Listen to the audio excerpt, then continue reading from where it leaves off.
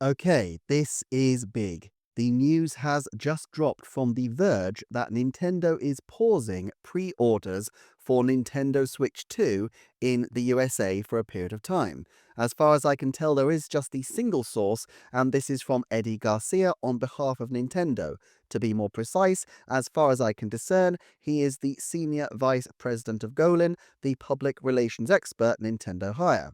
At the time of writing, though perhaps not at the time of airing, there is no official word on this from the Nintendo website itself.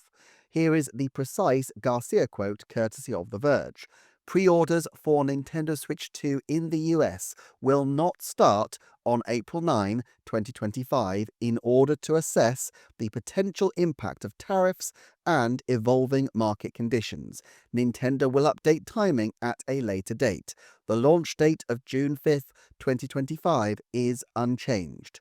Now, I don't doubt The Verge's reporting, but if Nintendo do wish to issue a correction or clarification, I guess this will have to come very quickly. Kit and Krista will be better informed about this kind of thing, but my sense is that they probably wanted to respond to the news but have a bit of distance between the announcement and Nintendo with something this political, and so a media management company briefing an outlet to report it allows Nintendo to initiate the pause without quite so much internal turmoil. Given that Nintendo have waited so long to get everything perfect for the launch, and I will have a separate video on the game price situation because I know that is of significant concern to a lot of people, but from their perspective at least, it is the launch that they planned and wanted. Given all that, they must be especially frustrated to be making a major change so soon after the announcement. However, the results are largely inevitable. 46% tariffs on Vietnam, 49% on Cambodia, 24% reciprocal tariffs on Malaysia, and of course there are existing US tariffs on China, which presumably have already been factored into consideration. This is tricky stuff because Nintendo has largely diversified its operation to avoid China, but now it seems that there are going to be tariff issues from across pretty much their entire manufacturing base, and fairly substantial ones at that.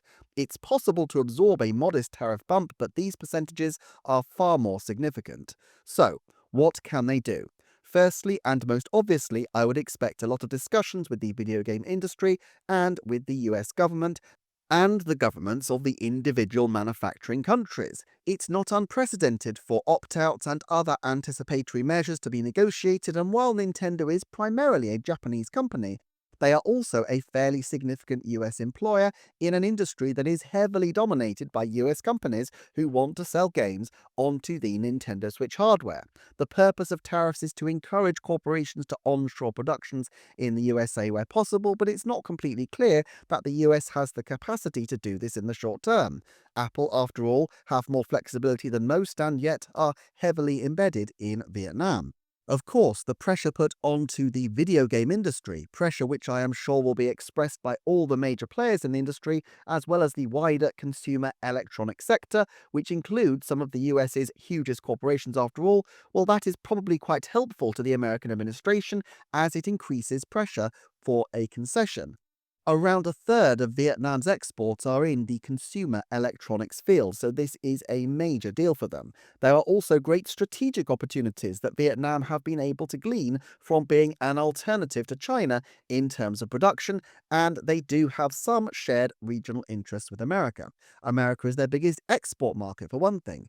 In a dispute over trade, there is superficially little reason for Vietnam not to blink, and indeed that is essentially the purpose of a tariff-led policy in a case like this, to prompt a fast and aggressive realignment, and probably one more favourable to the US's current policy objectives. These are, after all, notionally reciprocal tariffs, so a way around would be to drop the domestic tariff barriers in countries like Vietnam and Cambodia. But there are reasons that they may be very wary of doing this. For one, the country of Vietnam is reliant on tariff revenues, which would mean either taxes or borrowing going up to replace the revenue. Vietnam is a one-party state, so it doesn't have to worry about political blowback from making tough decisions, but the potential impact on citizens is potentially significant. They also risk their industries if they open their markets up to American produce without any other changes or mitigation. In particular, the agricultural sector relies on some level of continuity. You can't grow a crop overnight. Now, it's possible that supply could be redirected elsewhere, but this takes time to think through and agree, especially since other countries understand the pressure Vietnam's agricultural sector would be under, and therefore, effectively, it would be a buyer's market. Getting a good deal would be very difficult for Vietnamese exporters. And then there's the effect on the currency market, which has the potential to affect inflation within the country. Quite how the negatives and the positives weigh up is difficult to fully grasp from the outside, but I'm sure this is a major concern right now in Hanoi, and over the coming months, a lot of decisions will be made.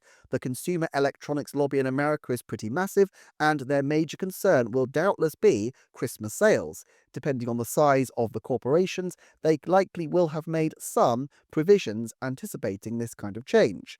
As far as I understand it, and I'm not a legal expert in these things, so I would encourage anybody in the comments to issue corrections to my thinking here, but my best understanding is that tariffs will be applied as the machine clears customs, which would usually happen before it's sold. Therefore, companies which had anticipated changes could have stockpiled large numbers of machines on the US side in anticipation of a change, passing customs on the terms as they were prior to the imposition of tariffs. It's even possible that Nintendo has done this with Switch 2. For many larger companies, the Apples of the world, they may feel that they have a few months' grace to run down existing stock before they really need to get serious ahead of the winter sales season. However, Nintendo's time frame is a little more expedited than this. If a negotiation takes 3, 4, 5, 6 months to be settled, the impact is absolutely enormous on their Switch 2 launch. Firstly, they will need to decide whether to absorb the costs or pass them on. Passing them on sounds logical on paper, but the logistics involved are not pretty. They would need to adopt differentiated pricing. Malaysia is currently the country with the most favourable tariff regime, so theoretically they could divert Malaysian-produced Switch 2s to the US specifically, but this very much depends on whether they have a production capacity and can ramp up to meet the demands of the large American market. One option would be to absorb the cost as a company and hope that the situation changes soon. Well, for one thing, this would be expensive, but how expensive? My understanding is that the tariffs would apply on the value of the goods as received in the US, but before markups for distribution, retailing, and such like. $450 is a retail price, so therefore after the markup for retail and distribution, which would normally be quite large. Let's say the wholesale price for the console is around $300. That would imply a potential charge of $70 to $140 per machine, depending on the point of origin. So it very much depends how much margin Nintendo built in to their pre-announced price of $450 for the Switch 2. If the actual transaction value of the shipments per Switch 2 is significantly lower than the cost of the system, then they may already have some leeway to absorb costs. However, it seems unlikely that there is a huge amount of sheer profit built into the system. Yes, historically, Nintendo has sought to make profits on its hardware first of all, but this hasn't always worked, and the Wii U and 3DS were sold at a loss for periods of time. The Switch OLED margin was lower than the previous Switch models, despite being $350, and all technology is more expensive to produce at first. In other words, if there is a charge of even 24% on the machines, very little of this could be absorbed effectively by Nintendo. So option B, pass it on. Assuming that they are able to supply from Malaysia at a 24% rate, they could sell the Switch 2 at $550 for the base model and $599.99 for the version with the Mario Kart pack-in, eating a slight loss on the console, which they might feel is worth it to keep it from crossing the psychological barrier of $600. But passing it on has difficulties too. Scalping will become an issue, and all the more so because most US users speak English. It's one thing to create a Japanese-only Switch for the domestic market, since few people outside Japan would find utility in that purchase, but an English-only Switch 2 would make No difference. There are ways around this, such as a requirement of a credit card from the country in question to purchase a machine, but this involves legal complexities and technological systems in place that would need time to be set up, let alone to be made sufficiently robust. Region locking would need to make a return almost certainly, and potentially Nintendo might need to enact complicated behind the scenes systems so that Switch 2s bound for international markets wouldn't be redirected to the US, perhaps making it more complicated to access web services from a US IP, for example. That in turn means open season is declared in the hacking community, and their legal team are going to need to be even more assiduous in tracking down people trying to crack their hastily assembled protection technology. Although, having said that, it may not be so hastily assembled. The potential has existed of this kind of thing happening for a long time. Successive US governments have either enacted or at least supported tariffs, and for a console like Nintendo's, which is on the market for years and years, it needs to be able to have flexibility for different situations. Nintendo systems have been doing extensive back-end work on the Nintendo systems, while Shuntaro Furukawa recently stated in an investor Q&A that he had no plans to raise the price of the Switch, but price rises were not even something on people's radars at the time, so that seemed like it was something that was glossed over. Well, they are on people's radars now. Of course, there are broader consequences as well. If Nintendo moves supply from one place to another, they risk their ability to fulfill orders in other territories. They also will have heavy existing investment in promotion and, at the very least, the many and varied Switch 2 events. All of these will need to be reconsidered. From the game's point of view, it may be a little different. The back of the games say made in Japan, and my understanding of the point of origin laws, again though, not a legal expert in US law, is that the place where the most significant work towards the creation of the product is undertaken is where the origin of the product is considered to be. I think Nintendo could argue that the manufacturing of a game card, simply printing an assembly, is really peripheral, and the games should be treated under Japan's tariff regulations. But Japan is also facing 24% tariffs. So, do Nintendo try to move to US game card printing, and what legal implications does this have if they are saying that the bulk of the labor of a title like Mario Kart World was done in America?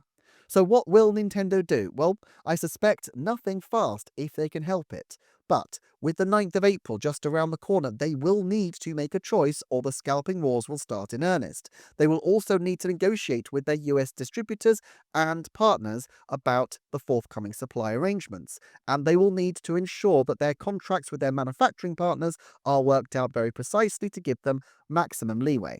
I doubt that there will be an immediate impact on international customers, except that Nintendo may seek to slow its roll on the amount of content they put out, with the idea that they might want to wait for more favourable circumstances to do a big push. However, with so much content already committed to the system, it seems unlikely that they will push many games. One or two might be fine, but scuppering their whole lineup would cause them even more trouble. As for the US price of the machines, my guess is that it would be very messy to try and change the price of a console less than a week after it's been announced. But they could say that this is a special launch price for the system with limited availability, and that future systems may not be available. They may not even have too much of a cost incurred if a large number of systems have already passed customs and are in Nintendo's US warehouse. Since we know that they've been in manufacture for months, this seems possible, and they may even have prioritized US provision given the large changes being made to the country's import policies. Beyond this, I would expect them to lean further into the kinds of supply management techniques that they have already used. Right after the Direct, I received an invitation in my email to order a Switch 2 from the UK My Nintendo store when pre-orders open on the 9th of April. What's interesting to me is that they are very clear about the reasons why people met the threshold to be able to pre-order, and it's quite tight. Now, I raised over a year ago the prospect that this kind of gatekeeping could be used to manage early order flows, but this is far more precise than even I had predicted. Now, these are initial invitees, so it's not like everybody is going to be excluded indefinitely, but there are three key elements that Nintendo require. Firstly, Nintendo Switch Online status. You have to have been a member of Nintendo Switch Online continuously for 2 years by the end of the 31st of March and still be a member when the order is placed. Interestingly, this means that anybody who jumped onto NSO during the last major console launch, the Game Boy in February 2023, did get a slot, but others would not be allowed. Moreover, for family memberships, only one person is eligible, which I think is probably reasonable for a family. They also look at playtime. They look to see who has spent a certain amount of time playing purchased and paid Nintendo Switch games, prioritizing those with more playtime. I never considered previously that they could use playtime data in this way, but it actually makes a lot of sense. It also wants you to have opted to share usage information with Nintendo to customize offers and recommendations. Finally, you need to receive email messages from Nintendo. All things considered, I think this is fair enough as a way to manage early supply. At any rate, this seems like Nintendo's best approach to rationing console output if they need to for the short term. This buys them some time. I think they could say that they will sell Switch 2 at the early adopter's price, although they won't use that term, while stocks last, which may perversely have an incentive effect on people front-loading their purchase when they otherwise would have sat out, perhaps due to price considerations. But this clearly isn't something that Nintendo are going to want to do for long, and even that strategy relies on them being prepared in a way that it's impossible to know if they actually are. In 2007, there was a quote that they usually started preparing for the holiday season around August, so if they anticipated holiday scale uptake of the system in the first quarter, Nintendo would have needed to start preparing in February or March, which kind of tracks with the leaks that seem to have been coming out. Ultimately, all of this is up in the air. I do have another video ready to go that links to game prices, which I was planning to release tomorrow. It was written before this kicked off, but I think still adds important context, particularly to Nintendo's decisions to price game cards as they have. Also, of course, this is a fast-changing situation, and these are fast initial thoughts.